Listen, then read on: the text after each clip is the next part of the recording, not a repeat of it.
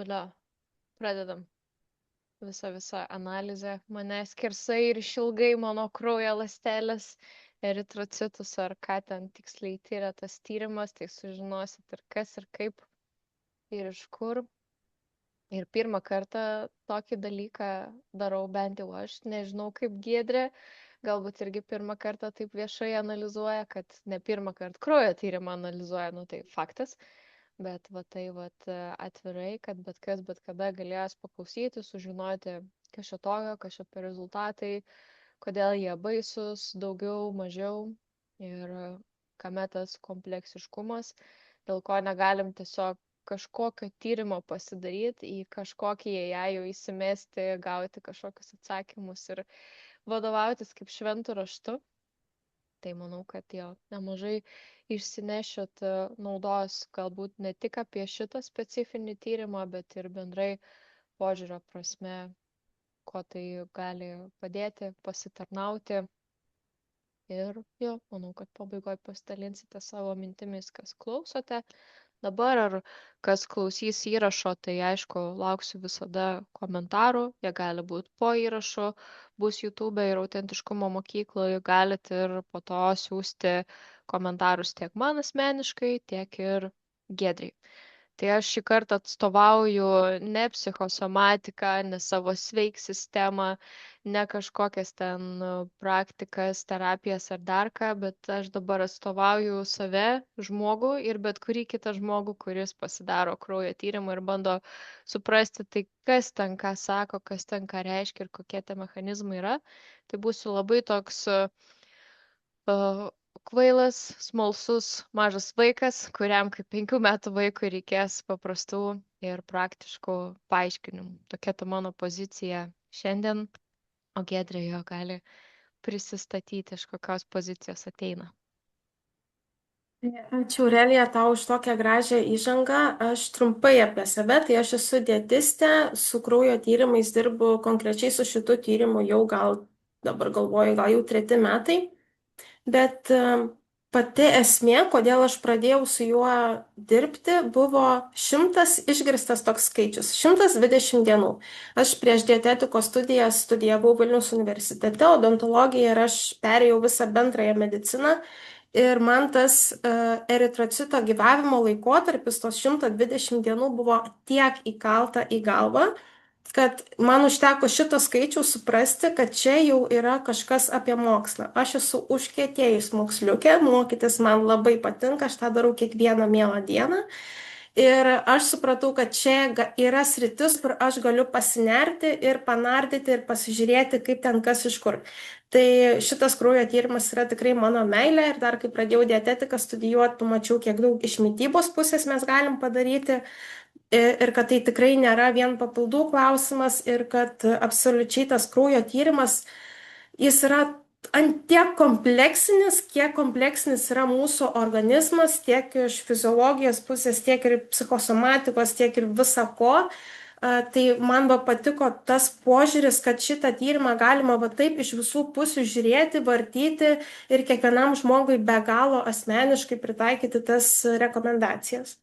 Tai Aurelija, jeigu kažkokioj vietoj tau pasirodys galbūt per daug asmeniška ar nesinorės dalintis, tai yra normalu, ta prasme tiesiog neatsakyk, bet manau, kad čia vis tiek mes prieš transliaciją trupučiuką pasikalbėjom apie tokius pagrindinius niuansus dėl mitybos, ar yra kažkokių specifinių mitybos įpročių. Tai tik tokie pagrindiniai klausimai, kad ten nepradėčiau kalbėti apie mėsos valgymą žmogui, kuris mėsos ten nevalgo ir panašiai. Tačiau, na, bendrai tai nelabai ir tu žinai, apie ką mes kalbėsim. Tai, žodžiu, manau, kad galim važiuoti ir kad būtų viskas po truputį aiškiau.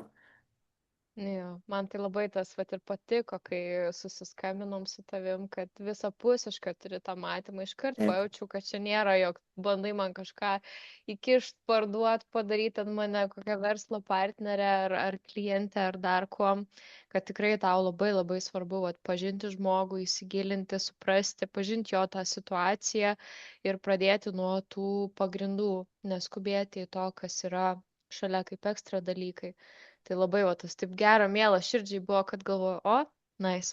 Pagaliau, vat, žmogus, su kuria galima eiti į šitą temą, nes labai labai ilgai laukiau, labai daug, net ne tik kad mėnesių, bet daug metų nu, atmetinėjau specialistus, kurie atėjo su tuo pačiu kraujo tyrimu, su tom pačiom temom, bet tiesiog jų tas prieimas buvo labai akivaizdžiai parduodantis. Ir iš tavęs to nebuvo ir man viskas, žodžiu, buvo aišku gan greitai. Tai va tą labai buvo svarbu pasakyti. O dabar jo žodis visiškai tau. Trumpai, kaip atrodo pats tyrimas, tai čia yra tokia dėžutė ir joje viskas yra supakuota, realiai tą tyrimą gali atlikti žmogus namie. Yra adatėlė, lancetukas toksai, priglaudžiamas yra prie piršto, spusteli ir Aurelija, ar labai skaudėjo. Ne, buvo Tai va. baisu. Jo, Man pirmą kartą. nepatinka tie invaziniai dalykai ir tada sėdžiu, taip laikau ir jau jaučiu, kaip prakaituoja rankos, ten širdis plaka, galvoju, o Dieve, dabar aš pati save pradursiu, kaip čia dabar. Tai labai įdomu tą procesą minčių stebėti. Jo, šiaip būna žmonių, kuriem tikrai baisu, tai kartais rekomenduoju, kad kažkas iš šeimos narių įdurtų į tą pirštą arba tiesiog susitinkam ir aš įduriu, tai čia, kaip sakant, jokių problemų. Tai va, tai tyrimas yra atliekamas bet kur ir mes jį siunčiame į laboratoriją Norvegijoje. Ta laboratorija, jinai nėra Zinzino laboratorija, jinai yra nepriklausoma ir Zinzino yra tiesiog vienas iš tos laboratorijos klientų. Ką parodo tas tyrimas, tai bendrai, taip tariant, tai lėtinė uždegiminė organizmo būklė, bet kaip pamatysim, tų rodiklių iš vis yra tikrai gerokai daugiau, iš vis 11 riebalinių rūgščių ir dar 6 išvestiniai rodikliai, tai iš kiekvieno šitą apie tą sveikatos būklę galim pasakyti. Pats rinkinys yra sertifikuotas, atitinka visas direktyvas, žodžiu, saugu ir patikima. Ir mano nuomonė svarbiausias dalykas yra tai, kad žmogus negauna tiesiog PDF analizės, kur ten surašyti skaičiukai, kurie dažniausiai žmogui, kuris neturi kažkokio tai medicininio, tarkim, išsilavinimo, kas yra absoliučiai labai dažna ir normalu, tai, nu, tie skaičiai jie nieko nesako patys savaime. Tai manau, kad ta specialisto konsultacija ir žmonių kalba paaiškinimas, kas apie ką ir iš kur, tai yra, manau, esminis dalykas. Mhm. Taip, tai ką mesgi tyrim? Čia yra toksai sudėtingas gan paveikslėlis, bet įsivaizduokit, tarkim, balioną, ne? Tai balionas yra kaip mūsų ląstelė. Ir mūsų kiekvieną absoliučiai organizmo ląstelę gaubia membrana.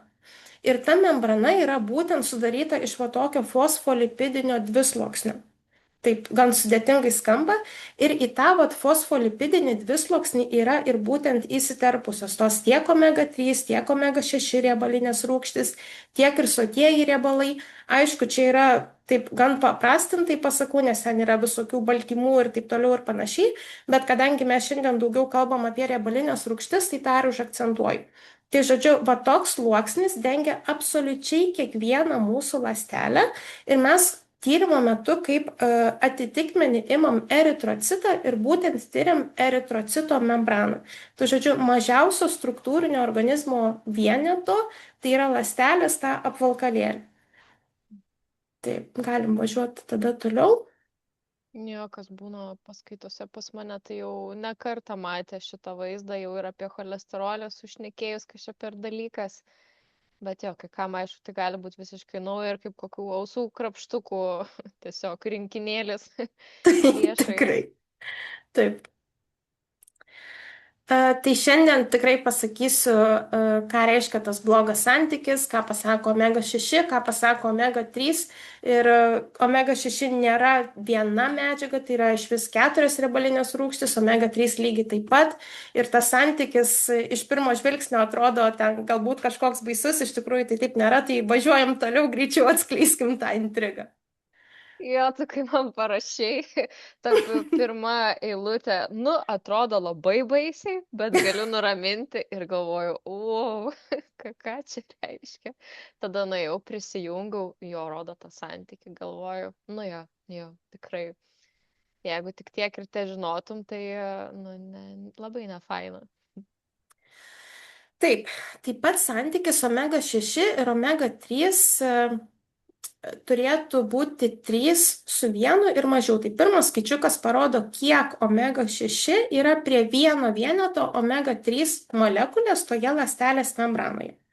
Ir, na, ta riba, kiek dar teigiama, kad neturi kažkokio tai didelio poveikio sveikatai, yra 5:1, o kas jau yra virš, tai jau visa tai rodo, kad yra organizme vyraujantis lėtinis uždegimas.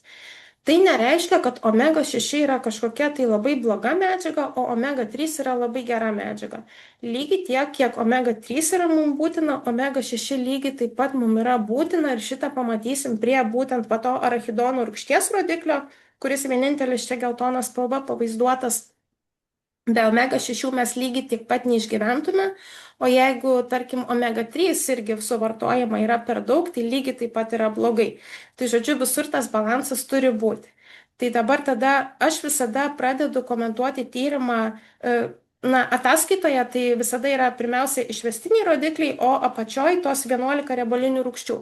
Tai aš visada pradedu nuo antro galo, tai pirmiausia eisim prie riebalinių rūgščių, o tada prie išvestinių rodiklių, nes tada daug aiškiau, kas iš kur iš vis atsiranda.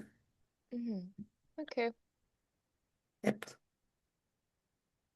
Truputį dar apie tą omega 6 ir omega 3 balansų istoriją. Tai pagal mūsų DNR tas santykis omega 6 ir omega 3 turėtų būti realiai 1:1.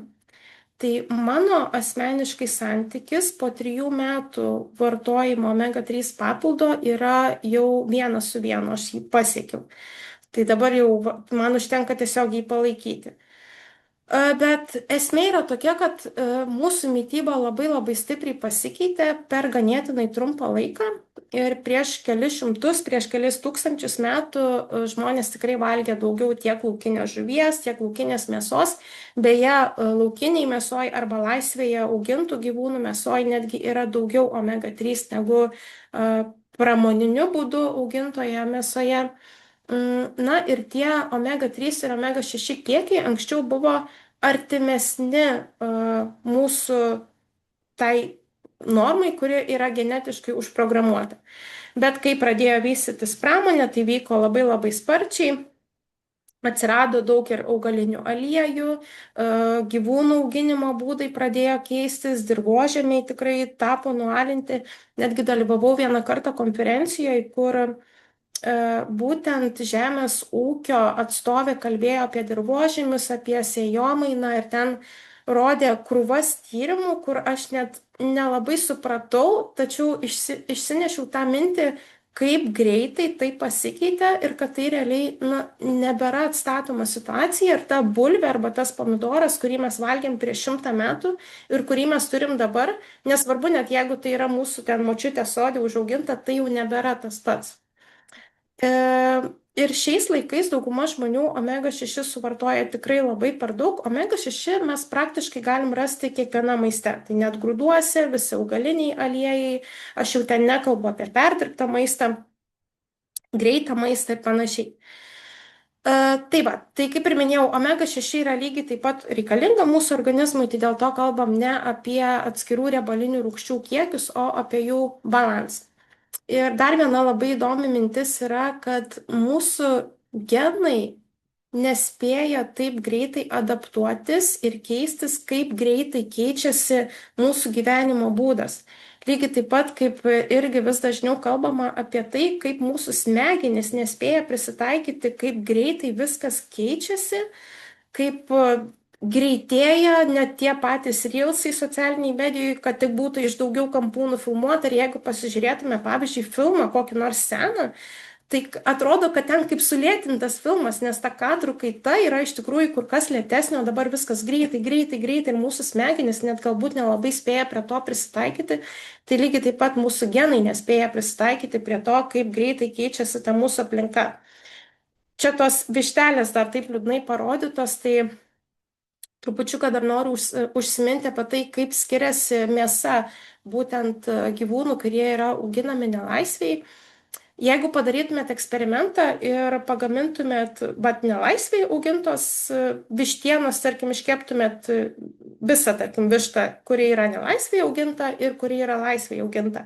Ir pasvertumėt prieš ir po, tai išeiga būtų kur kas didesnė tos naminės vištos.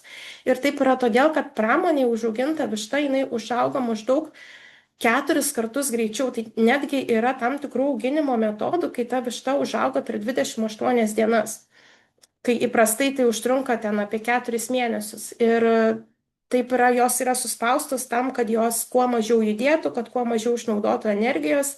Ten jau nekalbu, kad pašarai yra tam tikri specifiniai ir kadangi jos yra labai sugrūstos, jų ir imunitetas yra silpnesnis, jos gauna antibiotikų ir taip toliau ir panašiai.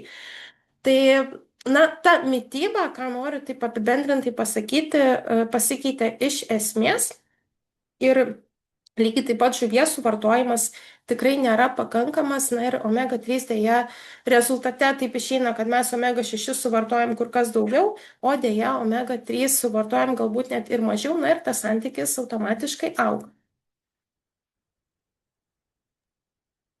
Sad story. Taip. Jo, kai taip viską apimi, tai wow, tikrai labai labai liūdna pasidaro ir dar didesnė motyvacija, nu, man, žinant savo šeimos, mūsų su vyru tikslus, greičiau persimest už miesto ir bent vieną kitą vištytę savo augintą arba pradėti kažkokius vat mainus kontaktus su ūkininkais. Manau, tai labai svarbu ir netgi ta pramonė užauginta mėsa, jinai yra injekuojama ir tai yra legalu. Tai nėra niekaip draudžiama, tie tirpalai, jie suteikia mėsai šiek tiek spalvos. Ir gamintojai labai gražiai teigia, kad tai tiesiog padaro mėsą sultingesnę, minkštesnę. Nu, deja, bet deja, teisybė yra tokia šiek tiek nelabai mums maloni. Okay. Manau, galim tada Dar keliauti kažkas toliau. naujo apie mėsą yra dar kur pasigilinti. Taip. Bet šiaip parduotuvių tinkluose yra jau tikrai pakankamai kokybiškos mėsos. Aišku, reikia atkreipti dėmesį, kad būtų auginta be antibiotikų ir panašiai, bet džiaugiuosi, kad tai jau atsiranda. Taip, tai dabar, kaip ir minėjau, atsiranda dabar čia daug neaiškių žodžių, daug keiksmažodžių ir čia jau yra tos riebalinės rūgštys. Tai mes turime sočiuosius riebalus ir čia tam pirmam stulpelyje yra rūgšties pavadinimas, tada tikslinis diapazonas, tai reiškia, tai yra normų rėžiai, nuo kiek iki kiek turėtų būti. Tada mes matom Aurelijos rodiklį ir nuokrypį. Tai aš visada atkreipiu dėmesį būtent į nuokrypį ir kai tas nuokrypis yra į vieną arba į kitą pusę, tai yra į minusą arba į pliusą daugiau negu 10%, tai tada jau atkreipiam dėmesį ir žiūrim, ką galim pakoreguoti iš mitybos pusės, o kur jau reikalingi yra papildai ar kažkokie kiti gyvensenos pokyčiai. Tai Aurelijos atveju matau šiek tiek yra padidėjimas stearino rūgšties. Dažniausiai padidėjimas būna, kada yra gausiau vartojami pieno produktai ir balta mėsa. Čia yra dažniausias priežastis. Kitas dalykas, kas gali būti, jeigu, tarkim, būtų ir palmitino, ir stearino rūgšties perteklius ir sudėjus kartu čia gautume daugiau negu 25%, tai jau galėčiau pasakyti, kad galbūt Aurelija kartais pasmaližiauja ir suvalgo daugiau greitųjų angliavandenių, tačiau šiuo atveju aš to nematau. Tai va būtent dėl stearino rūgšties padidėjimo, na tai rekomenduočiau šiek tiek galbūt tą mėsą arba pieno produktus, kas jau ten labiau dominuoja mityboje, pamažinti.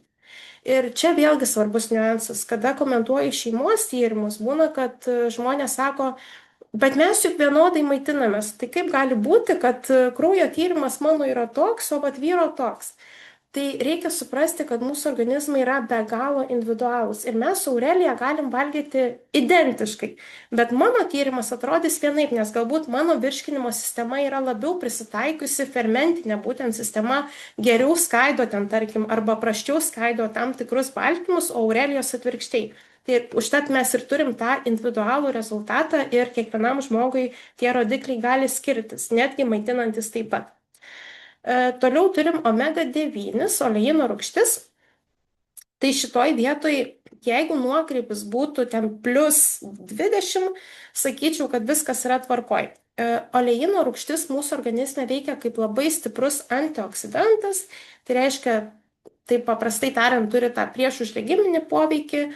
Ir jeigu yra trūkumas nors mažas, vis tiek yra verta jį atstatyti ir pagrindiniai šaltiniai maiste čia yra alyvuogių aliejus ir avokadai. Tai vat, jeigu yra galimybė, tai tikrai puikus variantas yra jų įtraukti į mytybą. Avokadas, pavyzdžiui, puikiausiai tinka kaip pavakarių užkandis arba į salotas, lygiai taip pat alyvuogių aliejus tai tinka ir ant rytinės košės, ir ant salotų, ir na, tikrai skonio to nepagadin.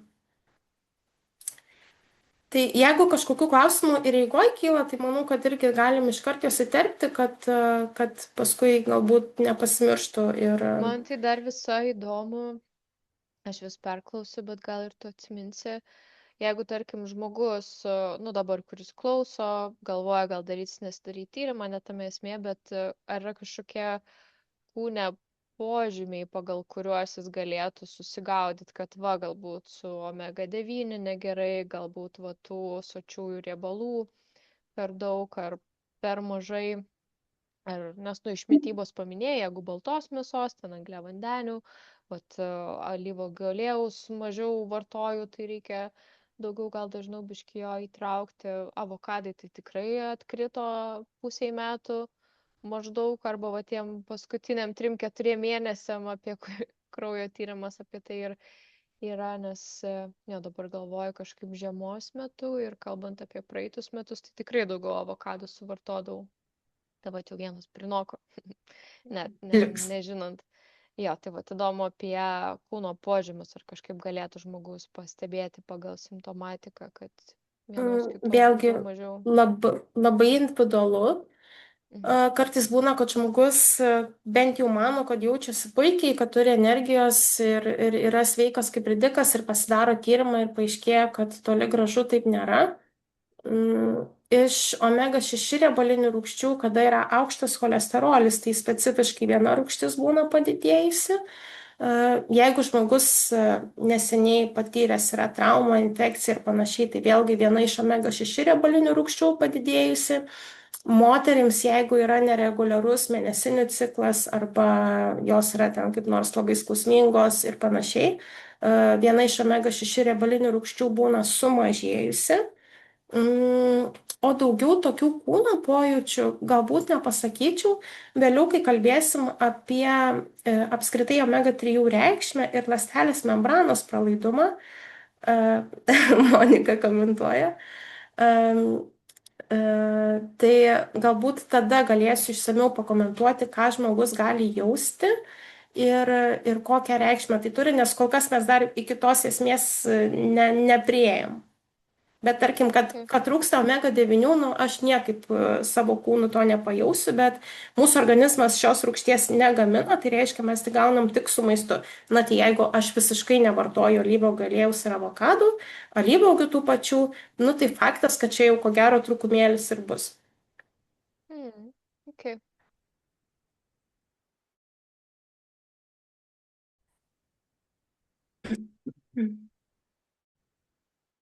Nu, va, tai čia ta gražioji dalis, omega 6 ir omega 3.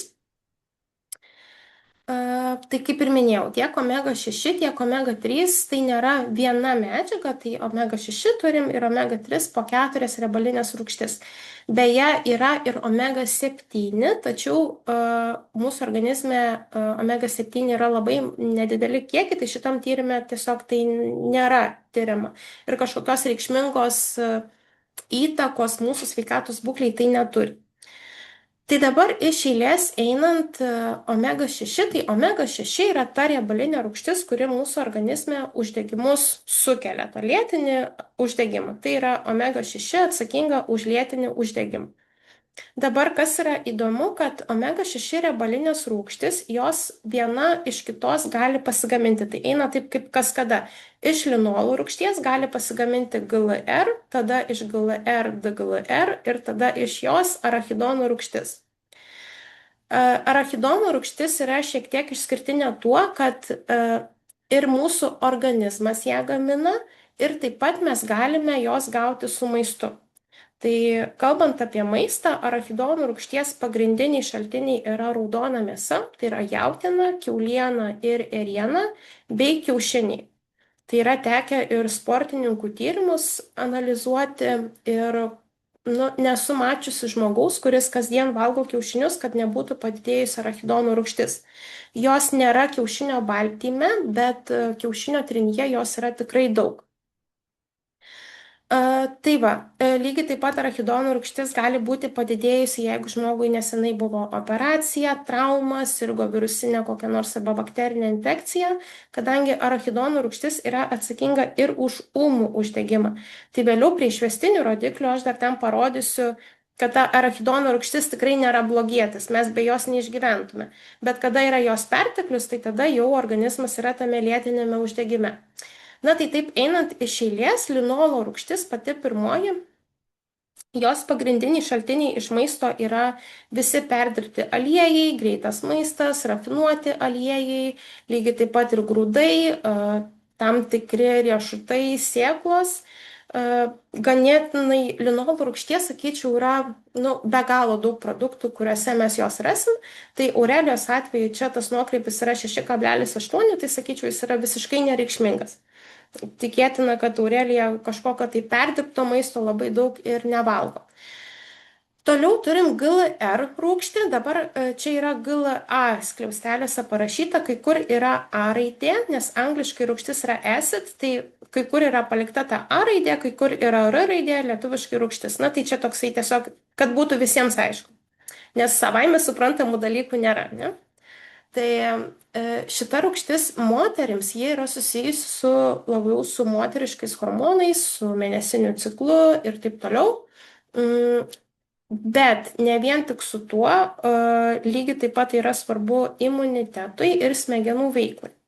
Tai jeigu ir vyrams būna čia trūkumas, tai lygiai taip pat verta jį yra atstatyti, nors tai yra omega 6 ir atrodo, kad oi, tai omega 6 kuo mažiau, tuo geriau. Tai taip nėra, GLR riebalinę rūgštį verta yra atstatyti ir šitoj vietoj mes su maistu praktiškai niekaip jos negaunam, todėl kad jos yra labai labai nedideli kiekiai juoduosiuose serbentuose, bet kiek jau mes ten jau suvalgom. Tai čia variantas yra vartoti tiesiog paprasčiausiai nakvišų aliejų, kurį galima vaistiniai nusipirkti, vartoti kokius 4 mėnesius, va taip nuosekliai, po valgio, po kapsulę. Ir šitas rodiklis jis gražiai atsistato. Tai esu turėjusi tokių pavyzdžių, kada ir lygiai man pačiai buvo, man trūkumas buvo minus 67, man atrodo. Ir aš turėjau problemų šitoj srity, tai atsistačius man šitas dalykas labai gražiai susitvarkė. Šiaip labai įdomu, kai tu vardinai juoduosius serbentus, nes savaitgalį buvom pas vyro tėvus, tai ten jie visokių vaisių, uogų krūmų turi ir kaip tik išgirdau, kad turi juodųjų serbentų, tai pirmų taikiniu tiesiai prisirinkau jų, kaip tik porą saujų suvalgiau, ir iš visų tų uogų, mane labiausiai turbūt jie ir traukė juodi serbentai, tada jo mėlynės, tada šiaip kažkas tokio rūgštesnio, kartesnio. Ir jo, nakvišo aliejus vis šmėžuoja mano gyvenime šiandien bei ten. Tai labai įdomu, kaip natūraliai, netyčia atsiranda šitie dalykai, atsakymai, kažkokie ryšiai. Nakvišų ir agurklių, beje, dar irgi lygiai taip pat. Tai kartais ir ten mačiau, kad mišiniai, kartais būna, kad abu tie aliejai ten vienoj kapsulėje ir panašiai.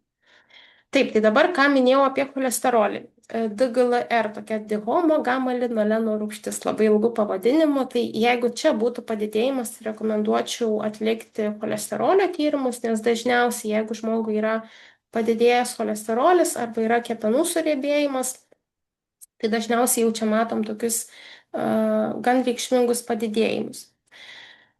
Taip, tai kalbant apie arachidonų rūgštį, jau kaip ir aptariau, raudona mėsa ir kiaušiniai iš maisto, o šiaip pats organizmas ją gamina, kada yra ta lėtinė uždegiminė būklė. Ir apie arachidonų rūgštį dar pakalbėsime prie išvestinių rodiklių. Dabar galim pereiti prie omega 3 riebalinių rūgščių. Tai čia ir atsiskleidžia paslaptis, kodėl Aurelijos tas santykis taip baisiai atrodė. Dvi pagrindinės omega-3 riebalinės rūgštys yra EPR ir DHR. Ir jeigu atkreiptumėt dėmesį į maisto papildus, tai būtent pagal tai reikia ir juos rinktis, kad būtų kuo didesnė koncentracija būtent EPR ir DHR. EPR koncentracija papilde turi būti gerokai didesnė negu DHR, kartais būna atvirkščiai, tai į tą irgi reikia atkreipti dėmesį. Nes vat kaip ir čia matot, pavyzdžiui, pasaulyje EPR trūkumas yra -91%, DHR trūkumas -13% ir dažniausiai taip ir būna. Todėl, kad DHR mes bent kažkiek dar galim gauti su maistu, tuo tarpu EPR pakankamai su maistu surinkti praktiškai yra neįmanoma. Realiai patenkinti organizmo omega-3 poreikį reikėtų suvalgyti apie 2 kg tokios kokybiškos laukinės riebios žuvies per savaitę. Nu tai aš asmeniškai tiek tikrai nesuvalgau ir tai yra galų gale ir finansiškai tikrai brangu, nes ta kokybiška laisvai pagauta žuvis jinai yra tikrai brangi, o tarkim žuvis, kuri yra užauginta fermai, ji maitinasi irgi tais pašarais, kuriuose tikrai omega-3 nėra ir toj žuvy omega-3 ten yra lašas visiškai, žodžiu, nereikšmingas kiekis. Tai va, dabar pereinant taip nuosekliai, ALR riebalinė rūgštis, tai čia sugriausiu mitą, dažnai yra galvojama, kad omega-3 šaltiniai yra graikiniai riešutai, apskritai visi riešutai, sėklos, linų sėmenys. Tačiau tai yra augaliniai, kitaip tariant, sausumos omega-3 šaltiniai. Ir čia yra toks niuansas. Galbūt kažkiek sudėtinga, bet pasistengsiu taip paprastai paaiškinti. LDR riebalinė rūgštis, kurią mes gaunam iš augalinių šaltinių, mūsų organizme neturi to priešuždegiminio poveikio. Ji mūsų organizme yra konvertuojama kaip valiuta į būtent tas EPR ir DHR riebalinės rūgštis. Ir ta konvertacija jau priklausomai nuo individualių organizmo savybių yra nuo 0 iki maždaug 15%. Tai reiškia, mes galim valgyti labai daug graikinių riešutų, labai daug linų sėmenų, tačiau čia turėti didžiulius EPR ir DHR trūkumus, todėl kad, ALR riebalinė rūgštis, labai mažai organizmas iš jos geba pasigaminti tų omega-3 riebalinių rūgščių, kurios padeda mažinti organizme uždegimą. Aišku, jeigu čia trūkumas būtų labai didelis, ten -30%, sakysim, tai rekomenduočiau įtraukti į mitybą daugiau sėklų, daugiau riešutų, bet sakyčiau, šiuo atveju tas trūkumas yra visiškai nereikšmingas ir nieko šitoj vietoj daryti nereikia. Ir čia vėlgi vertinu visada šitą rodiklį kartu žiūrėdama į linolo rūgštį prie omega-6, kur yra pati pirmoji. Nes kartais būna linolo rūgšties perteklius tada, kai žmogus valgo labai daug sėklų ir riešutų, o ALR rūgšties būna trūkumas. Tai tada papildomai dar valgyti riešutų ir sėklų jau tikrai nerekomenduoju. Variantas dar būtų čija sėklos, galbūt čija sėklų pudingas irgi visai variantas įtraukti. Tačiau, kaip ir minėjau, čia tas trūkumas yra tikrai nereikšmingas. Dabar DPR, trečioji riebalinė rūgštis, trūkumas yra, atrodo, kad didelis, -44%, tačiau mūsų organizme jos yra tokie maži kiekiai, kad moksliniuose tyrimuose jinai nėra aprašyta kaip kažkokia turinti didžiulės reikšmės mūsų sveikatos būklei ir jos pagrindinis šaltinis maiste yra mamos pienas beje. Koks įdomus niuansas. Dabar kalbant apie, tai EPR pasiliksiu desertui, o DHR riebalinė rūgštis, jos vieta mūsų kūne yra smegenys ir akies tinklainė.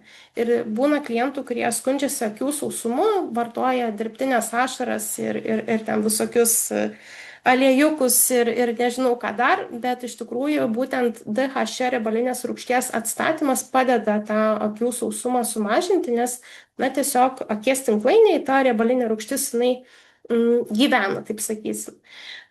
Apie smegenis dar irgi pasiliksiu prie išvestinių rodiklių papasakoti, nes ten yra vienas toks labai įdomiai skambantis rodiklis apie protinę veiklą, tai ten ir papasakosiu. O EPR riebalinė rūgštis, kodėl aš ją taip akcentuoju? Kada mūsų organizme yra omega-3 riebalinių rūgščių trūkumas, ta ląstelės membrana, apie ką pačioj pradžioj kalbėjom, jinai tampa tokia kieta, nepralaidi, nelastinga. Ir EPR turi didžiausią poveikį mūsų širdies ir kraujagyslių sistemai. Tai jeigu taip paimti, įsivaizduoti, tarkim, smulkiausią kapiliarą mūsų organizme, tai kurie yra praizgę ausis, akis, smegenis, kiekvieną mūsų audinį, organą ir, na, absoliučiai išraizgę mūsų visą kūną. Tai jeigu ta kraujagyslė yra susiaurėjusi ir mažiau pralaidi, tai reiškia, kad kiekvienas audinys ir kiekvienas organas jau yra prasčiau aprūpinamas maistinėmis medžiagomis.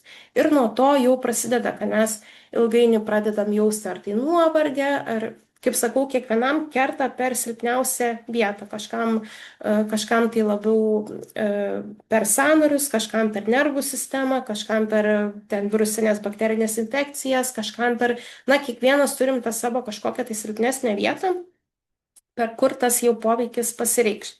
Tai sakyčiau, EPR atstatyti, nu, kaip ir minėjau, su maistu praktiškai tai nėra įmanoma, nu, nebent jau ten to žuvies pusryčiam, pietum ir vakarieniai bus valgoma, bet, nu, vėlgi, tada kur įvairovė mytyboje ir kiti visi niuansai. Ką dar norėčiau paminėti prie omega-3?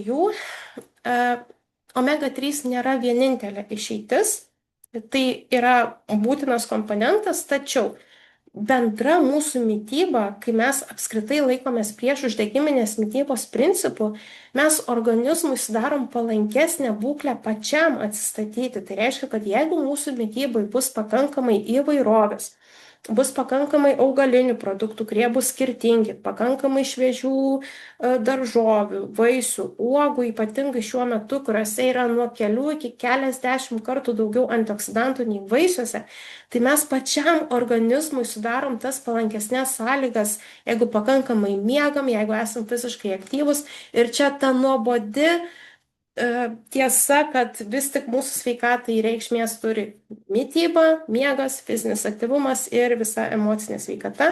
Tai kad ir kaip nuobodžiai tai skamba, tačiau visa tai veikia ir tikrai ir tuos omega-3 rodiklius padeda atsistatyti greičiau ir paprasčiau. Tai vien papildas nėra sprendimas, reikia į šitą situaciją žiūrėti kompleksiškai. Ir omega-6 beje, taip, kažkiek tvarkosi vartojant omega-3, todėl kad, tarkim, arachidonų rūgštis, jinai balansuojasi kartu su EPR riebalinė rūgštim.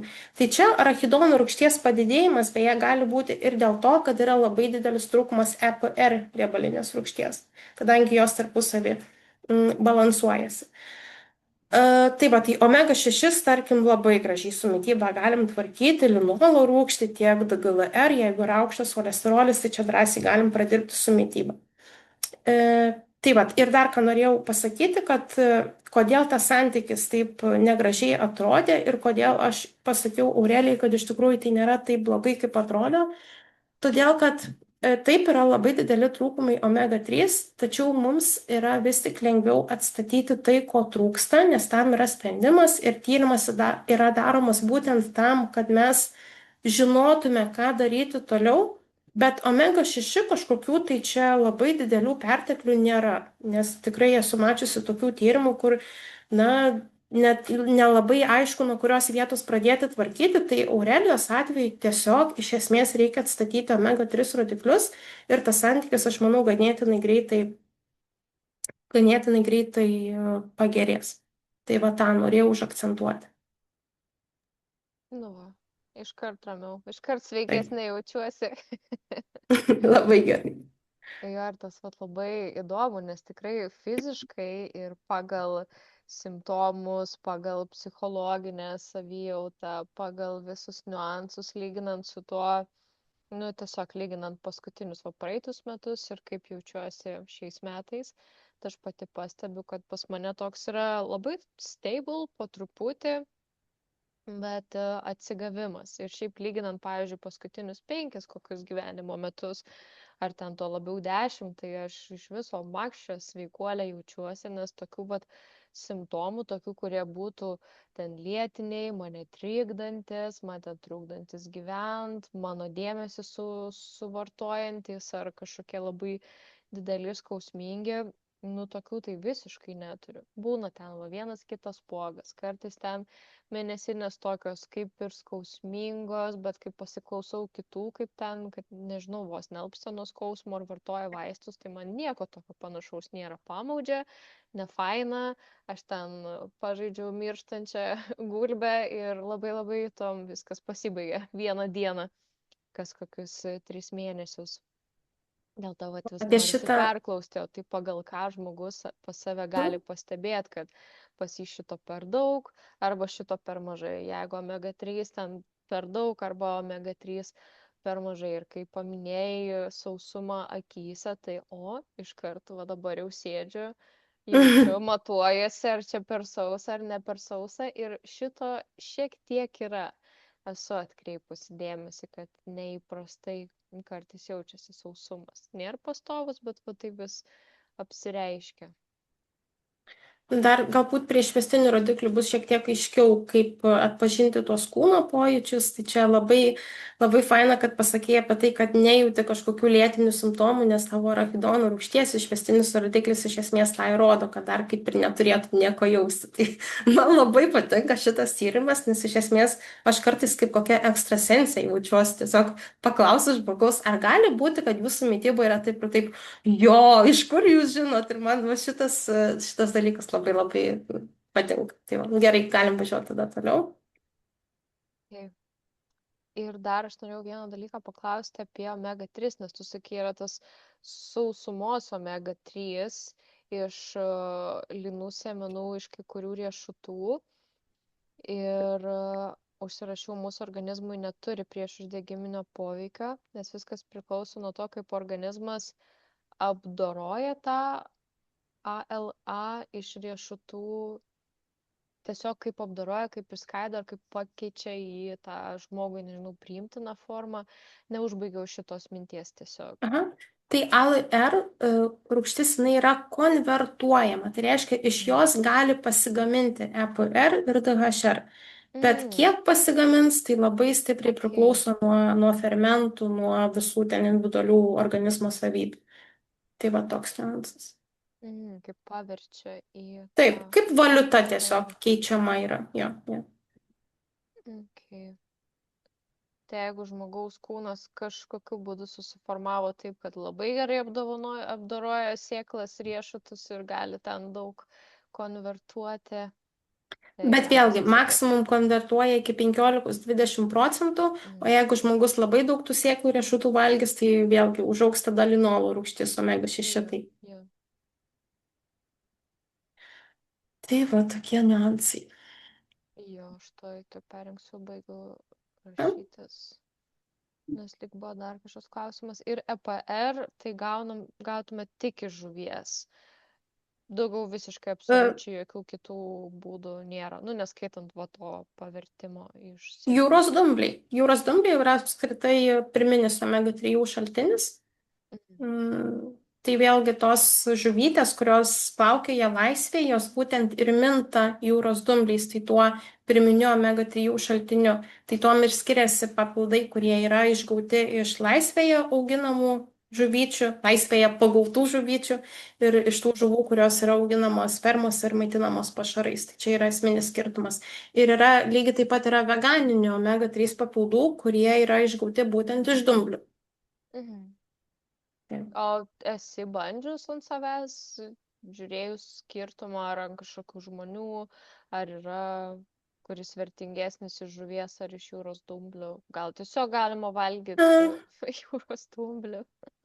Tai faktas, kad jūros dumblius galima valgyti, ten yra ir jodo, ir kitų vertingų medžiagų, bet kalbant apie papildą veganiniam papilde vis tik daugiau yra DHR, riebalinės rūgšties, negu EPR.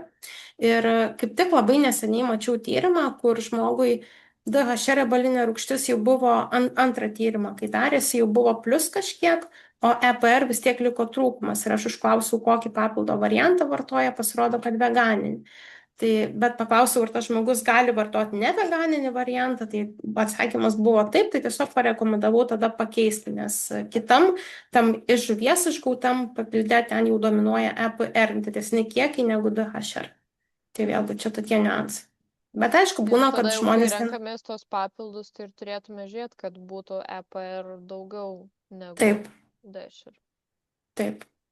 Mhm. Esu mačiusi ir papildų, kuriuose dominuoja ALR riebalinė rūgštis, tai dėja, bet tai būna. Ir nuėjus į vaistinę kartais nuniežti rankos, pasižiūrėti tos papildus, tai yra ganėtinai liūdna situacija.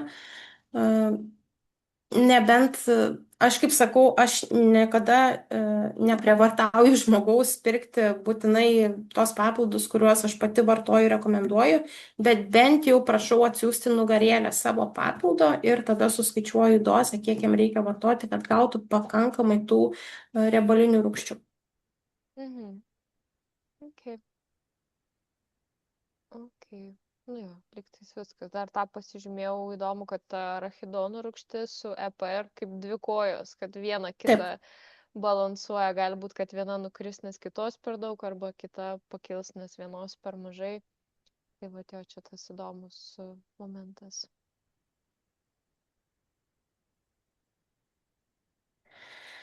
Taip, tai patį santyki kaip ir aptariam. Mm, Kartais būna taip, kad atrodo pasižiūri į santyki, norisi tiesiog pasakyti, nu va, santykis toks ir toks, vartok papildus ir atsistatysi ten per 120 dienų. Viskas ten bus labai gražiai. Kartais būna santykis labai geras, bet kai pasižiūri visas 11 riebalinių rūgščių, pamatai, kad ir ten nuokrypis, ir ten nuokrypis, ir ten nuokrypis, ir tų rekomendacijų duodi lygiai tiek pat, kiek žmogui, kurio santykis yra prastas. Tai santykis yra toks pirminis vaizdas, aš kaip juokauju, kad man kaip dietistai, tai omega 6, omega 3 santykis yra kaip kūno masės indeksas. Nu, orientyras. Taip, bet lygiai taip pat kūno masės indeksą pamačius, aš nežinau, kiek žmogus turi riebalinės, kiek raumenų masės ir panašiai. Tai galbūt ir sportininkas ateis, kurio ten KMI bus 35 ir jis ten sirgs pirmo laipsnio nutukimu. Mm. Tai va. Jo, čia jau prasideda tie niuansai, manau, kaip Taip, bet kokiam taip, kitam taip. darbe, kai irgi pas mane ateina, sako, man skauda pilvą, ką čia reiškia psichosomatikoje, jeigu pilvas skauda. Ok, ir pradedam aiškintis, tai kas ten tas pilvo skausmas, jeigu tik jame susikoncentruojam, bet tada pakeliui paaiškėja ir koks tas skausmas, ir kokių dar yra kitų kūne vietų tų pažeidimų, simptomų ar lygų, ir tada, wow, jau tas paveikslas išsiplėtė ir supranti, kad čia jeigu pradėjom nuo vienos temos, tai dar ten kokių 10-15 potemių prasiveria, kur galima nueiti, ką nagrinėti. Tai labai Taip. tą suprantu. Dabar apsaugos rodiklis. Apsaugos rodiklis yra apie tai, kiek uždegiminė yra žmogaus mityba, apie tai, na, kuo mažesnis apsaugos rodiklis, tuo organizme susikuria palankesnė terpė atsirasti tiek lėtiniam nuovargiui, tiek nerimui, tiek dėmesio sutrikimam, lygiai tiek pat virusiniam bakteriniam infekcijom ir dažnesniems susirgymam ir panašiai. Ką aš pastebiu iš praktikos ir kaip yra apskaičiuojamas šitas rodiklis, tai yra pagrindė EPR riebalinė rūgštis čia turi įtakos. Tai šitas rodiklis tikrai ganėtinai greitai atsistato, čia nematau reikalo labai kažkaip ten panikuoti ir stresuoti. Realiai tai yra, kadangi šitie išvestiniai rodikliai, jie yra išskaičiuojami iš tų 11 riebalinių rūgščių. Tai kadangi EPR turim labai didelį trūkumą, tai yra apsaugos rodiklis yra 0 procentų, tai tikrai nereiškia, kad Aurelijos imunitetas veikia 0 procentų pajėgumu, nes jeigu tai būtų, tai mes čia tikrai nesikalbėtume. Tai va, tai šitoj vietoj irgi norisi nuraminti, nes nulį tikrai matau ganėtinai dažnai.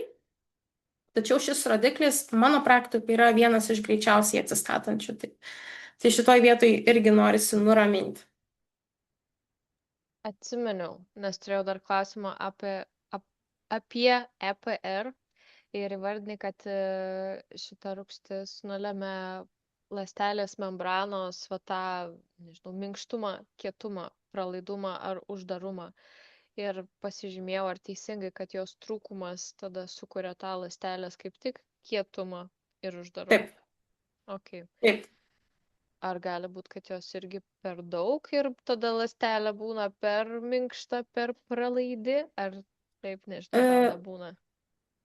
Omega 3 perdozą yra ganėtinai sudėtinga. Aš esu tą mačius, ten reikėtų suvartoti maždaug 5 galbūt gramus EPR DHR ten jau sumoji, bet tai yra dideli kiekiai. Galbūt perdozavimą daugiau rodo omega 3 indeksas, kurį mes dar vėliau aptarsim. Ir faktas, kad omega 3 lygiai taip pat kaip ir bet ko vartojant per daug, tai gali pakenkti, todėl kad omega 3 turi tą kraują skystinantį poveikį. Tai vėlgi, jeigu žmogus vartos ten jau be saiko, tai gali ir kraujas būti per skystas. Na ir tos pasiekmes lygiai taip pat blogos kaip ir trūkumo. Tai čia irgi labai svarbus yra balansas. Perdozą tai yra tikrai ganėtinai sunku, bet įmanoma. Ir tą Kaip esu mačiusi. Taip, taip, tai omega 3 indeksas. Yra kai kurių kitų tyrimų, kurie tyria vien tik omega 3 indeksą, tai manau, kad tai yra irgi tyrimai, nu, negaliu taip sakyti, kad apie nieką, bet nu, toks vienas dalykas ištrauktas iš labai didelio konteksto. Tai čia mes turim 4%, idealu, kad indeksas būtų apie 10%, ta kritinė riba yra 8. Dabar, kada indeksas yra mažiau negu 4%, gali būti, kad yra šiek tiek patirštėjęs kraujas, tai tada rekomenduoju ir daugiau skysčių vartoti. Ir netgi aš pati va, turiu Vytautą pasidėjus čia šalia, kokią tai stiklinę ar dvi ir visai rekomenduočiau vandens su elektrolitais išgerti per dieną. Na, tai teigiama, kad padeda greičiau atsistatyti šitą indeksą. Na ir tas protinės veiklos stiprumas. Čia apie šitą užsiminiau, kai kalbėjau apie DHR riebalinę rūgštį, kuri gyvena mūsų akies tinklainį ir mūsų smegenyse. Tai šitas rodiklis niekaip nėra susijęs su intelekto koeficientu ir visais kitais dalykais. Čia labai daug žinai, klausimų turbūt apie tai sulaukia, ne? jo, tikrai labai daug. Tai jeigu mes va taip tiesiog paimtume smegenis į rankas, tai mūsų rankos liktų riebaluotos visos, nes maždaug 60% mūsų smegenų sudaro riebalai ir maždaug 20-30% iš jų yra būtent omega 3. Tai dėl to ir yra išskirtas kaip atskiras rodiklis, nes omega 3 turi didžiulį poveikį mūsų smegenų veiklai, mūsų atminčiai, dėmesio koncentracijai. Lygiai taip pat yra begalės mokslinių tyrimų apie tai, kaip omega 3 turi įtakos depresija sergantiems, nerimo sutrikimai sergantiems, lygiai taip pat vaikams, kurie turi raidos sutrikimų, besilaukiančiams moteriams tai yra kritiškai svarbu. Vaikams, sakyčiau, iki 14, nuo primaitinimo iki 14 metų, kadangi vystosi tiek galvos, tiek nugaros smegenys, tai yra kritiškai svarbi maistinė medžiaga omega 3, kad tai išsivystytų kokybiškai ir pakankamai. Ir vėlgi, jeigu mes paimtume tą smegenų neuroną, tai jis irgi, čia jau Aurelija tikrai puikiai žinos, kad jis yra padengtas tuo mielininiu dangalu, kurio sudėtyje lygiai taip pat yra omega 3. Tai jis veikia kaip laidininkas ir kaip greitai sklis nerviniai impulsai nuo vieno neurono iki kito. Tai jeigu ten tų omega 3 rūgščių bus nepakankamai, tai viskas tarsi tos smegenys veikia lėčiau. Ir aš šitą labai pajaučiau pati ant savęs. Aš visada labai daug mokaus, tokia esu aktyvus žmogus apskritai. Bet tai, kiek aš dabar visko galiu padaryti ir vakare dar išlikti adekvati ir gebėti ir tyrimą pakomentuoti ir dar darbų pasidaryti, tai anksčiau to tikrai nebūdavo, nors aš iškeliuosi anksti ir aš visą dieną gebu gan puikiai mąstyti ir tą dėmesį išlaikyti, tai ko anksčiau tikrai nebuvo. Tai va tas protinės veiklos stiprumas yra apie tai. Čia galbūt, sakyčiau, lietuvių kalba turėtų būti daugiau kognityvinės funkcijos, kažkaip taip įvardinta, galbūt ne visai teisingai išversta į lietuvių kalbą. Tai čia būtent DHR riebalinė rūgštis turi didžiausią poveikį. Tai šitą rodiklį, kaip ir minėjau, dar iš dalies galima su maistu atsistatyti, DHR su maistu yra lengviau atsistatyti, EPR čia turi mažesnę reikšmę. Ar čia įeina ir ta gama linoleno rūgštis, nes tu irgi minėjai, kad jinai susijusi su smegenų veikla? Taip, gama linoleno rūgštis irgi čia turi įtakos. Okay.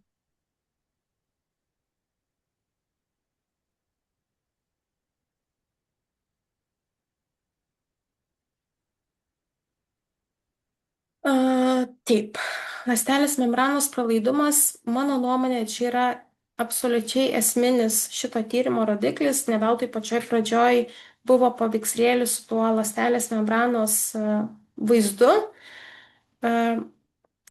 kuo ląstelės membrana yra mažiau pralaidi, tuo mažiau maistinių medžiagų tiek iš maisto, tiek iš papildų gali patekti į pačią ląstelę. Ir ląsteliai yra tokia organelė, vadinama mitochondrija, kuri yra kaip ląstelės jėgainė. Ir galim įsivaizduoti, ir jai reikia energijos. E, Jai reikia gliukozės, kad jinai galėtų gaminti energiją. Tai jeigu į ląstelė yra jau ten visiškai apkietėjus, atspari insulinui, į ją nepatenka gliukozė, tai ta mitochondrija, jinai siūs signalą į smegenis, kad jinai neturi energijos. Ir mes būsim tokie pavargę ir neenergingi. Ir lygiai taip pat atsiranda toks vadinamas B tipo badavimas, kada ląstelė negauna energijos, jinai siunčia signalą į smegenis, kad alio, neturiu iš ko gaminti energijos, kažką darom. Ir ką smegenis daro, smegenis mus siunčia į spintelę, į stalčiuką, į kažko greito, bandelės Saldainiukų. šokolado. Taip, bandelės šokoladuko ar kito greitai pasisavinamo angliavandenio, kad gautų tos energijos. Ir čia toks užburtas ratas atsiranda, nes tada vėl gliukozė kraujyje kyla, atsparumas insulinui dar labiau didėja, na ir čia toks jau pasidaro negeras dalykas.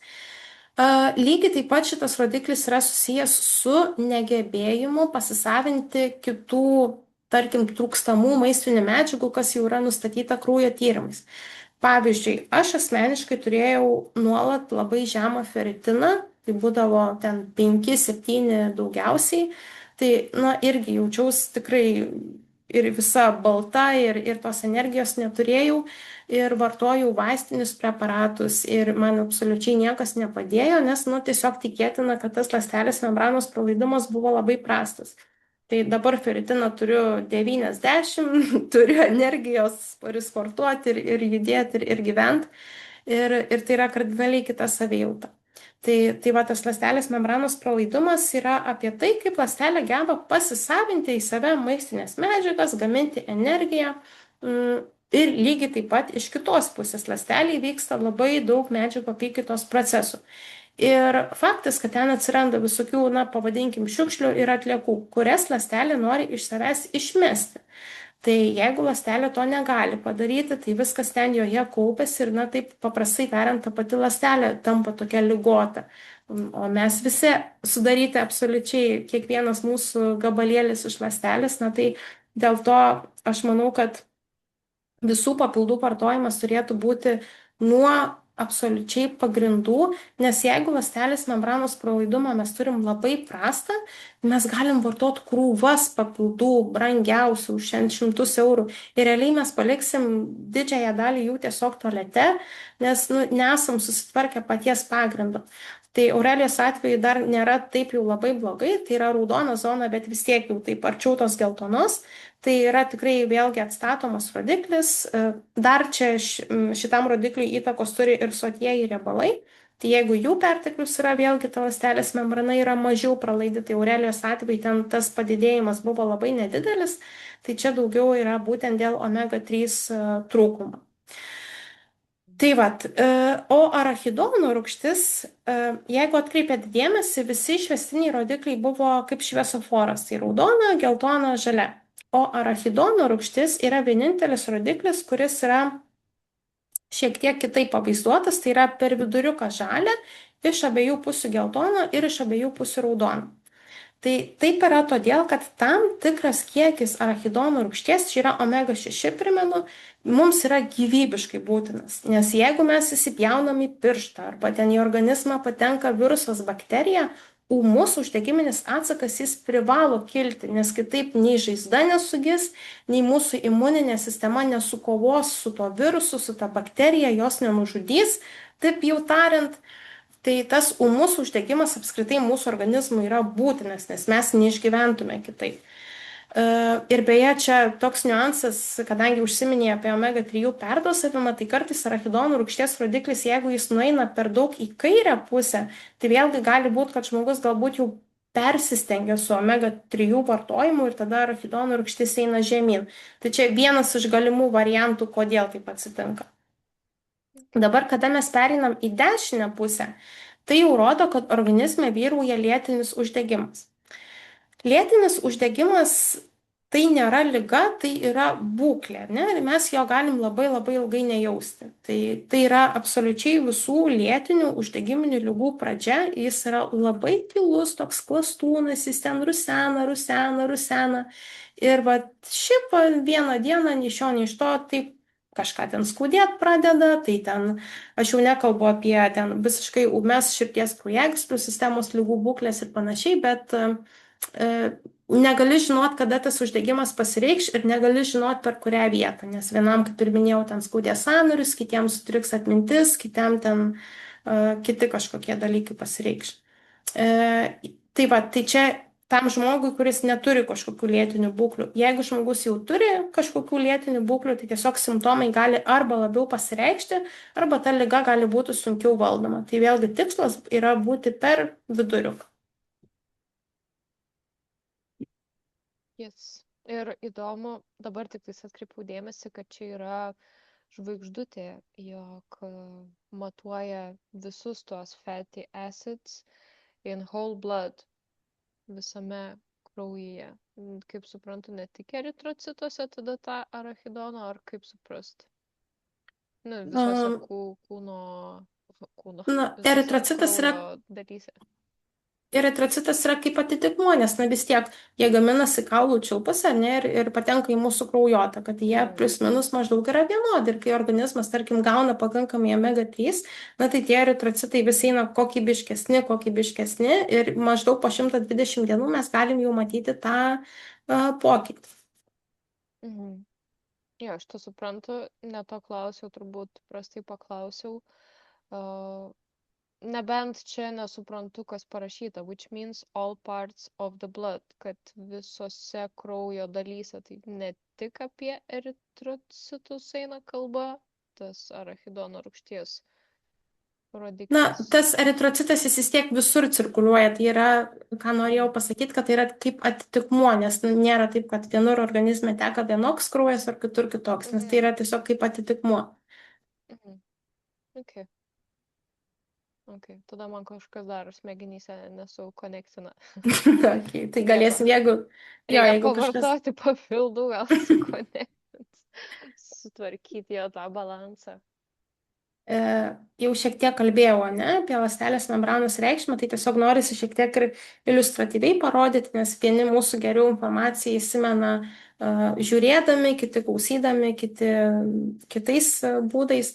Tai vėlgi, kada mes turim minkštą, lankščią tą membraną, maistinės medžiagos ir patenka, ir pasišalina, ir vyksta va tokie tie kokybiški mainai. Kada ląstelės membranos funkcija yra suprastėjusi, sunkiau maistinės medžiagos patenka, sunkiau pasišalina, na ir atitinkamai gali pasireikšti įvairūs simptomai. Tai čia šitoj vietoj, va, jau kalbant apie simptomus, ne, ką mes galim jausti, tai vėlgi negebėjimas pasisavinti tam tikrų maistinių medžiagų, aukšta gliukozė kraujyje, atsparumas insulinui, lėtinis nuovargis, odos įvairios uždegiminės būklės, apskritai bet kokia uždegiminė būklė, na tai realiai yra jau susijusi su suprastėjusia ląstelės funkcija. Aukštas kraujospūdis, vėlgi, kada tas kapiliaras yra siauras, tai automatiškai visos kraujagyslės jos yra standžios, jos yra susiaurėjusios ir širdžiai reikia kur kas didesniu spaudimu stumti tą kraują per tą siaurą kraujagyslę, o jeigu dar ten kokia plokštelė prilipusi cholesterolio ir panašiai, na tai automatiškai šitos problemos ir atsiranda. Jo, man dabar kilo klausimas apie kitus papildomus kraujo tyrimus. Gal tu, aišku, dar minėsi, ką būtų verta šalia viso šito išsitirti. Tai čia tiek, aišku, dėl savęs, kad pasidarysiu, kad matyti dar tą pilnesnį paveikslą. Ir taip pat dėl kitų žmonių, kad čia turbūt nėra pabaiga viso to analizavimo duomenų. Jo, tai jeigu pas tave, tarkim, būtų padidėjusi DGLR, riebalinė rūgštis, ten prie omega-6, kur buvo, tai rekomenduočiau cholesterolį papildomai pasidaryti. Tai šiuo atveju nematau kaip ir tokio poreikio.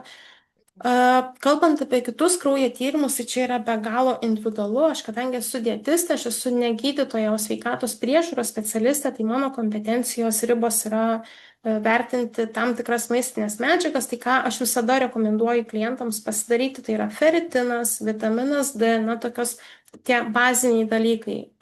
Jeigu, na, dažniausiai tai vis tiek būna iš anamnezės išplaukiantis kažkokie dalykai, ką dar verta pasidaryti, tai kai kuriems rekomenduoju gliukozę ir insuliną pasidaryti, tada paskaičiuojam tą insulino rezistencijos indeksą.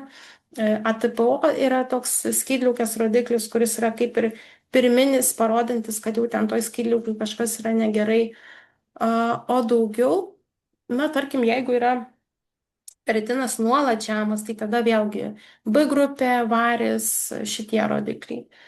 O daugiau, na, sakau, čia jau labai priklauso nuo individualaus žmogaus, nuo jo nusiskundimų, nuo to netgi kokius jis papildus vartoja, kokie jo kiti yra kraujo tyrimai. Tai čia yra iš šito tyrimo, jeigu va taip plikai vadovaujantis šitų tyrimų, tai aš sakau, galiu pasakyti, kad cholesterolį reikia pasižiūrėti.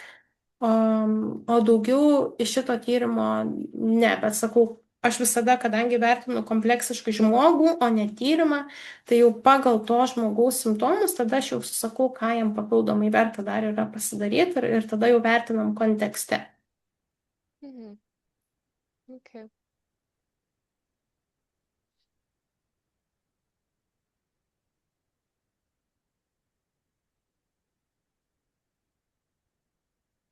Čia dar irgi norėjau parodyti paties santykio reikšmę mūsų organizmui, tai čia jau irgi galbūt neišsiplėsiu, nes kaip ir paminėjau, kad vėlgi ląstelės yra visa mūsų organizme, tai ir smegenyse, ir plaukuose, ir širdį, ir odoj, ir visuose organuose, ir sąnariuose, ir raumenyse. Tai realiai šitas santykis turi reikšmę, nu, visoms mūsų kūno dalims, kad ir kaip ten be paimtume, bet, na, santykį atstačius realiai tos visos funkcijos organizmo, jos apskritai mūsų organizmas gali veikti kokybiškiau ir lengviau ir jam tiesiog reikia mažiau pastangų, kad jis galėtų veikti, nes ta ląstelė jinai gauna, ko jai reikia, išmeta, ko jai nereikia ir jie yra tiesiog neapkraunam taip to organizmo. Tai viskas tiesiog yra sudaroma organizmui palankesnės sąlygas gyvuoti ir džiaugtis to gyvenimu. Tai iš tikrųjų šitas santykis, va ką dar norėjau galbūt paminėti, kad paliečia realiai nu, praktiškai visas organų sistemas. Tikrai taip. Išeitis tik papilduose, tai tikrai ne, manau, kad jau pakankamai daug veiksnių aptariam ir iš mitybos pusės ir, na, apskritai, kaip ir sakiau, visada vis tiek su žmogum išsikalbam, kaip jis gyvena, kiek jis miega, kiek jis geria vandens ar negeria, kaip jis maitinasi ir apskritai kokia yra jo būklė, tai manau, kad nebent Aurelija galbūt dar turi klausimų kažkokių. Dabar galvoju, nes aš tau parašiau taip trumpai, ką vartoju, tai dabar aišku bus dar daugiau to pastebėjimo. Įvardinai jo ir baltą mėsą, ir tą pieno produktus. Šiaip yra dar nepilni metai, kai aš vartoju vėl mėsą po labai labai labai ilgo laiko jos nevalgymo. Tai taip biški gaila, kad tada nesidariau kraujo tyrimo, kol dar mėsos visai nevartojau, nes žuvies tai tikrai tada buvo mano maiste ne tiek gal daug, kiek reikėtų, bet jos buvo ir parduotuvinės, ir dieduko sužvėjotos Trakų ežere. tai va, tai įdomu jo būtų turėti tą palyginimą, nu, bet jo nėra. Tai ką padarysi. Tai aišku, dabar pačiai įdomu, kaip va tas pokytis, kaip jisai nusėda mano kūne. Ir jo, atsiranda grietinės sviesto daugiau, varškė kartą per savaitę, čia maks. Grietinė gali būti kas antrą dieną, tai jau gali tai irgi nulemta net ten vienos iš tų rūgščių padidėjimo. Ir vėlgi, kadangi ir minėjai, kad žuvies racione praktiškai nėra, mūsų organizmas omega-3 negamina, tai mes kažkaip kitaip jos ir negaunam, arba iš maisto, arba iš papildų. Ja, tai šiaip net džiaugiuosi, kad nevartojant beveik tos žuvies, vis tiek pakankamai neblogai atrodo. Aš tikėjausi, kad bus dar blogiau, ypač kai vat, Jo, tos jautienos nemažai, kiaulienos tai iš viso nevartoju, nu Mhm. nebent ten kažkoks šašlykas, nežinau, 1 kartą, 2 kartus per mėnesį, tai nemanau, kad ten labai daug ką nulėmė. Bet jo, vat, vištienos, kalakutienos daugiau lyginant su Mhm. jautiena. Tai taip jo visai make sense. Labai gražu tiesiog vat, klausyti ir matyti, kaip tie visi rodikliai atspindi tai, kas šiuo metu Taip. valgoma. Beje, dar toks įdomus niuansas, DHR riebalinė rūgštis yra daugiau susijusi su smegenų veikla. Ir mačiau ne vieno vaiko turinčio raidos sutrikimų tyrimą, tai vaikams DHR trūkumas būna netgi didesnis negu EPR, kas yra suaugusiam žmogui labai labai reta, bet vaikam, kuris turi raidos sutrikimų, tai yra ganėtinai dažnas dalykas. Tai vėlgi labai gražiai atsispindi tyrimai. Ir kas svarbiausia, kad tai yra vėlgi atstatomas dalykas. Mhm. Okay. Tai jeigu liekant jo prie šito tyrimo, prie to, ką rašiau, prie to, ką pasižymėjau, tai daugiau alyvuogių aliejaus susirasti, galbūt net ir tu turėsi pasiūlyti, iš kur tą nakvišų agurklių aliejų parauti. Kapuosiu jau duosiu serbentus dabar intensyviau. Labai gerai. Jo, jo. Nu, kad saldumynų mažiau, tai čia visą laiką jų apsimoka sumažinti. Tai va irgi bus įdomu pastebėti, kad jų potraukis mažėja. Nes tą esu pamačius iš psichologinės perspektyvos, jau maždaug savo išsiaiškinu, kada man jų norisi daugiau, kada man jų norisi mažiau. Faktas, jeigu ilgesnis laikas šiaip tarp pavalgymų, tai jau tiesiog norisi to maisto savo ląstelėm, to Ir cukraus. Mm, jo, tai okei daryti salotas be grietinės, bet su alyvuogių aliejum. jo. Ir Mhm, papildomai tikrai tavo atveju galima ir sėklų kokių įmesti, va tą ALR bent kažkiek ten mhm. Nu jo, aš atstatyti. moliūgų sėklas labai mėgstu Nu tai va įsidėti. super. Tai nežinau, ar jų užtenka. Dabar kartais, jeigu ten pasikepu kokį tą vinžirnių pyragėlį, tai įsibėriau paskutinį kartą linų sėmenų Puikiai. sėklų. Tai irgi nieko, aišku, ten skonio atžvilgių tai apšė niekas nepasikeitė, bet tiesiog, Taip, kad taip. jau žinau, kad naudinga, tai galvoju, dar biški riešutų užsipirkau. Ok, nu reiks kažkaip grįžti prie tos žuvytės. Tai va, nebent dar dėl žuvyčių turi pasiūlymų, kas dabar Lietuvoje valgytina, nes kiek žinau, kad ten su lašiša labai tokie dideli klaustukai, žiūrint, kaip ten, kur jinai auginama, nes ir sunkiųjų metalų beros, ten dar kažko Taip. jose yra nemažai, tai va, galbūt pati irgi esi Kalbant apie išsiaiškinus. sunkiosius metalus, gal sakyčiau labiau tokias, kuo didesnė žuvis, tuo ten bus tų sunkiųjų metalų sukaupta daugiau. Tai tarkim, jeigu kalbam apie kokį tuną, tai ten jau tikrai tų sunkiųjų metalų bus daugiau. Lašišam tai vėlgi, kur jinai užauginta. Jeigu finansinės galimybės leidžia pirkti laisvėje užaugintą lašišą, tai yra valio, tai yra tikrai puikus pasirinkimas. Dabar kalbant apie žuvį, tai mum Lietuvoje silkė yra puikus pasirinkimas. Tikrai lietuviška mūsų paprasta silkutė yra labai labai tinkamas variantas. Dar tinkamesnis būna tokia šaldyta matyje silkė. Jos tokios mažytės būna, galbūt didesnių prekybos centrų šaldikliuose, bent jau Rimi ir Maksimui, 2X Maksimui tikrai yra, Rimi irgi esu mačius, kad yra, tai jos būna Kaip sušaldytos. rašosi tas matyje, pirmą kartą Matyje, girdžiu. matyje. Gali į Yra čatą tokia, parašyti. jo, gerai. Ir ten yra maždaug apie 30% daugiau omega 3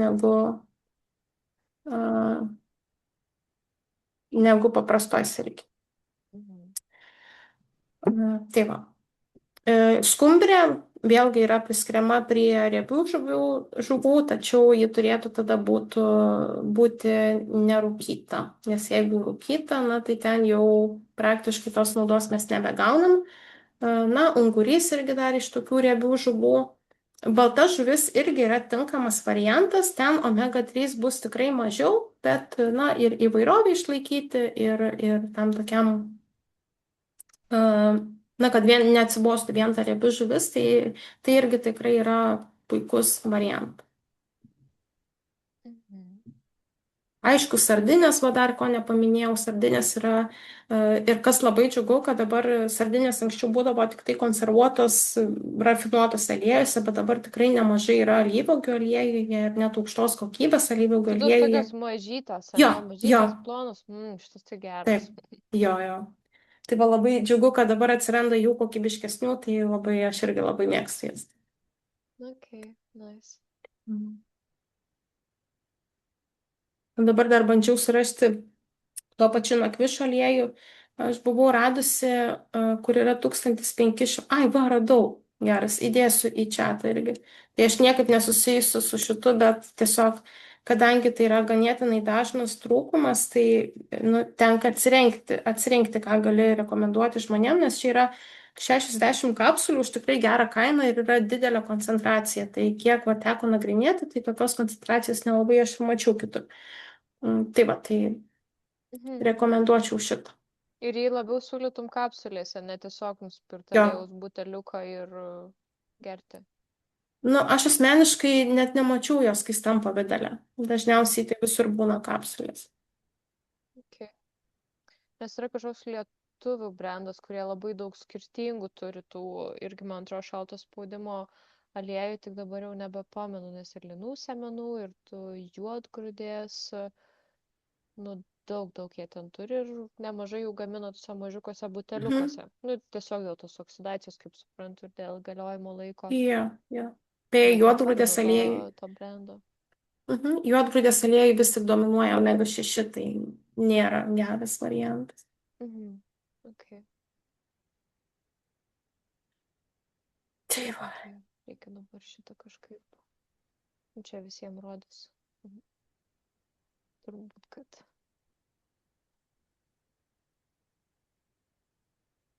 Ne, tai dar toliau tada jungiu kitą Jo, taip skaidrę. trumpai galbūt apie tą patį papildą.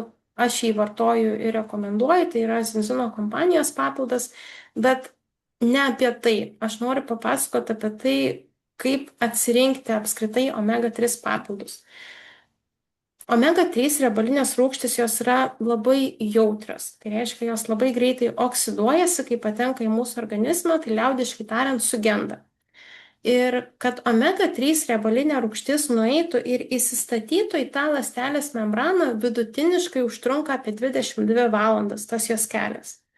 Tai reiškia, kad jinai visą tą laiką turi turėti pakankamą apsaugą. Nu, ne veltui ir žuvis taip greitai genda, ne? Nes ten yra tų omega 3 riebalinių rūgščių ir jau žinom, kad jau jeigu žuvis bent kažkiek pagedus, nu, tai jau geriau nevalgyti, nes gali baigtis labai blogai. Tai va, tai žodžiu, omega 3 į papildą žiūrint, pirmas dalykas, žiūrim, kokia yra koncentracija EPR ir DHR riebalinių rūgščių. Ta koncentracija turėtų būti apie 2000 mg, taip jau vienoj porcijai. Kitas dalykas, EPR turi būti daugiau negu DHR, tai čia yra irgi svarbus niuansas, išskyrus išimtinius atvejus, kaip ir minėjau, ten vaikai, kai kurie ir kai kurie išimtiniai atvejai. Na ir trečias dalykas tai yra antioksidantas papilde. Ką mes matom dažniausiai vaistinėse, kad būna pridėta vitamino E arba dar kitaip pavadinto tokoferolių, bet jo apsauga dažniausiai būna nepakankama ir mes negalim būti tikri, ar tas papildas, ar tos omega 3 riebalinės rūgštys, tiksliau, ar jos spės nukeliauti į kitos ląstelės membranus ir ten įsistatyti. Tai konkrečiai šitam papilde tai ir nesivadina tai žuvų taukai, tai yra balansinis aliejus, nes čia yra 60% omega 3 iš tų mažų, smulkių žuvyčių, kurios laisvai plaukioja ir minta tais jūros dumbliais, tuo pirminio omega 3 šaltiniu. Ir turim 40% pirmo spaudimo alyvuogių aliejaus. Tas aliejus yra iš tikrųjų medicininės paskirties, jis yra išgaunamas iš alyvuogių, kurios yra skinamas dar prieš derlių, nes tada yra didžiausias kiekis juose antioksidantų. Na ir žodžiu, ta formulė yra taip sudaryta, kad šitas aliejus, omega 3 rūgštis jame būtų pakankamai apsaugotas ir dar kitoj skaidriai ten bus toks aliejaus stabilumo tyrimas, buvo atliktas su skirtingais omega 3 papildų variantais. Tai buvo tirtas krilių aliejus, tiesiog koncentruotos omega 3, menkių kepenų aliejus ir tas jau balansinis aliejus. Tai balansinis aliejus 35 valandas išliko nesioksidavęs ir tyrimas buvo nutrauktas, todėl kad nebebuvo prasmės jo tęsti, nes, kaip ir minėjau, maždaug 22 valandos yra tas laikotarpis, kada jau omega 3 tikrai įsistato į tą membraną. Tai va, tai užtat tas biologinis prieinamumas, kitaip tariant, arba papildo pasisavinamumas yra labai svarbu, nes jeigu, tarkim, mes turim papildę labai didelę koncentraciją omega 3, tai vėlgi jau yra moksliniais tyrimais įrodyta, jeigu omega 3 papildas yra be antioksidanto, tai gali padaryti netgi daugiau žalos negu naudos, gali sukelti prieširdžių virpėjimą ir ten yra įvairių irgi niuansų. Jeigu kažkam šitie dalykai, ką tokio specifiškesnio sakau, yra įdomus, tai tikrai galit parašyti, nes aš, kaip ir minėjau, esu moksliukė ir viską, ką kalbu, tai yra paremta mokslu ir moksliniais tyrimais, tai kiekvieną savo pasakymą galiu pagrysti ir mokslu. Tai va, tai tie vieno omega 3 dozės neužtenka, reikia, kad būtų kokybiškas šalia ir pakankamas kiekis antioksidantų ir kad tas papildas gebėtų pasisavinti. Ir ne veltui mes darom pirmą tyrimą vartojimo pradžioje, tada antrą tyrimą po maždaug 120 dienų ir tada vertinam pokytį. Tai nėra, kad žmogus pasidaro tyrimą, vartok papildus ir viso gero. Tai mes stebim pokytį.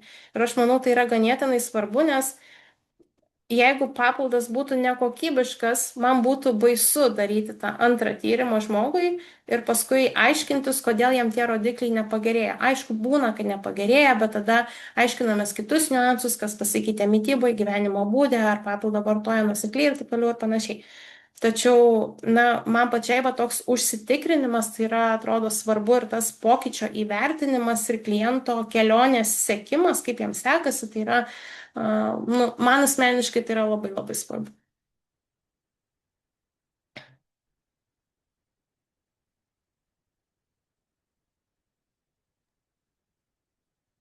Jau. Labai labai ačiū. Labai fainai išgirsti.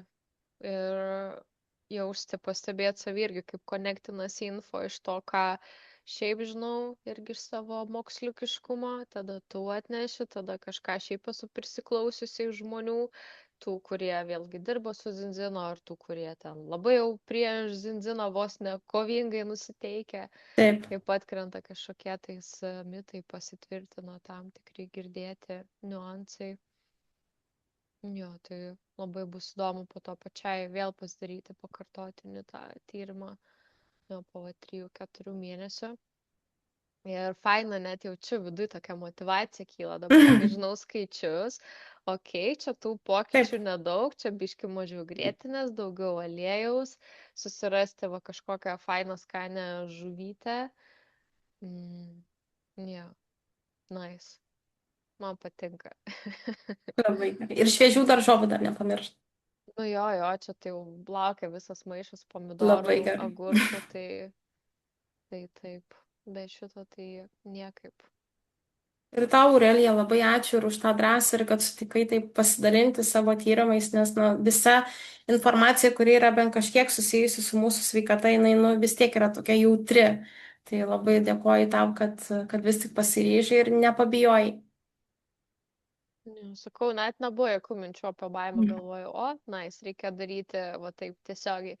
Nieko nežinau, kaip čia bus, net neįsivaizduoju, kas čia per rezultatai, kaip jie paaiškinami, bet kadangi pati galvoju iš tos kliento pusės, kai girdžiu kitus žmonės, kurie šneka, kurie domisi, kurie dalinasi ir tada man kyla kažkokių klausimų, bet tai kaip ta analizė atrodo, tai kokios ten lentelės, tai kokie skaičiai, tai kaip man čia dabar suprast, o tai kaip aš čia namie tą darysiu ir ten į kažkokį voką dėsiu ir siūsiu, tai suprantu, man reikia pačiai tą praeiti, tada apie tai patirti, pasidalinti.